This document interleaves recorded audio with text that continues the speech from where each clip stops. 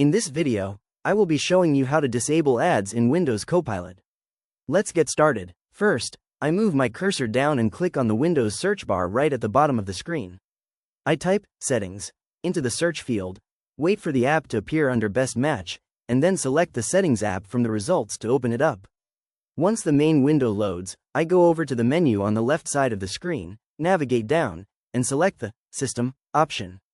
Inside the System Settings page, I look for Notifications and click on the panel to expand it so we can access the alert options.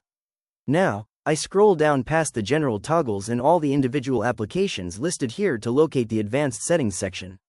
You might see a lot of apps in this list depending on what you have installed, but just keep scrolling all the way until you reach the bottom of the page. Near the very bottom, I find and expand the Additional Settings drop-down list to reveal the hidden options. Within these additional options, I see two checked boxes that allow Windows to show promotional content and suggestions.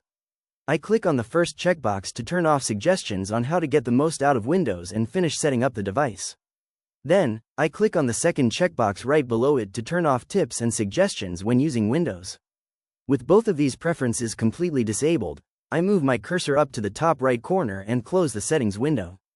Back on the main desktop screen, I right-click on an empty space to bring up the context menu and select Refresh to finalize the changes and ensure everything takes effect. If you found this walkthrough helpful, please consider liking the video and subscribing for more quick tips and tutorials.